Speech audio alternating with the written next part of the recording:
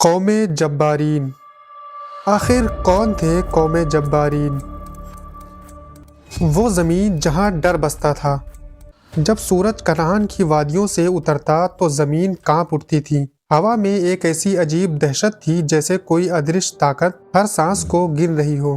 یہ کوئی عام زمین نہ تھی، یہ تھی ارض مقدس، وہی زمین جسے اللہ رب العزت نے بنی اسرائیل کے لیے مقرر کیا تھا۔ لیکن ایک سوال تھا جو ہر دل میں خنجر کی طرح چبھا ہوا تھا، کیا ہم وہاں جا سکتے ہیں جہاں جبارین رہتے ہیں؟ جبار نام جو کہ دہشت بن گیا۔ عربی میں جبار کا مطلب ہوتا ہے ظالم، طاقتور، سر اٹھا کر کھڑا رہنے والا، ایسا انسان جو کسی کو کچھ نہ سمجھے۔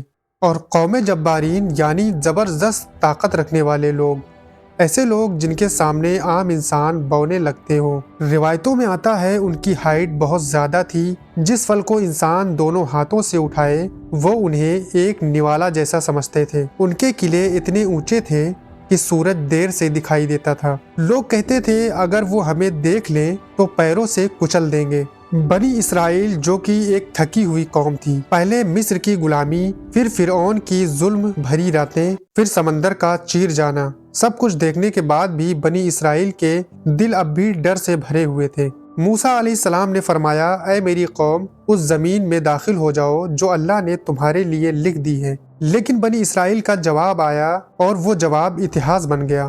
قوم بنی اسرائیل نے کہا، اے موسیٰ، وہاں تو جبارین رہتے ہیں، ہم وہاں کبھی داخل نہیں ہوں گے۔ حضرت موسیٰ علیہ السلام نے 12 آدمی چنے، ہر قبیلے سے ایک آدمی۔ انہیں کہا گیا، جاؤ دیکھو وہ قوم کیسی ہے اور لوٹ کر سب کچھ سچ بتانا۔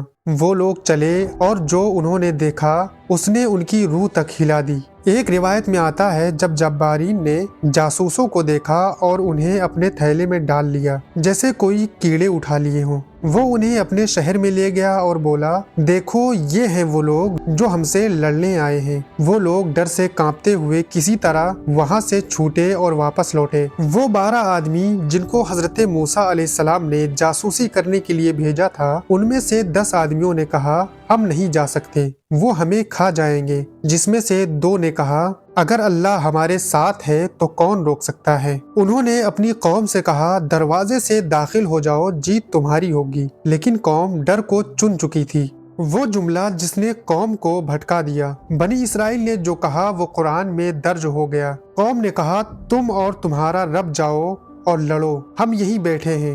یہ صرف انکار نہیں تھا بلکہ یہ ایک بے ادبی تھی۔ اللہ کا فیصلہ آیا اور اللہ رب العزت نے فرمایا، یہ زمین ان پر 40 سال تک حرام رہے گی۔ اور پھر شروع ہوا صحرائے تی، نہ کوئی منزل نہ کوئی راستہ۔ صبح جہاں سے چلے تھے شام کو وہیں پر آ کے رکتے، ایک پوری نسل وہیں پر ختم ہو گئی۔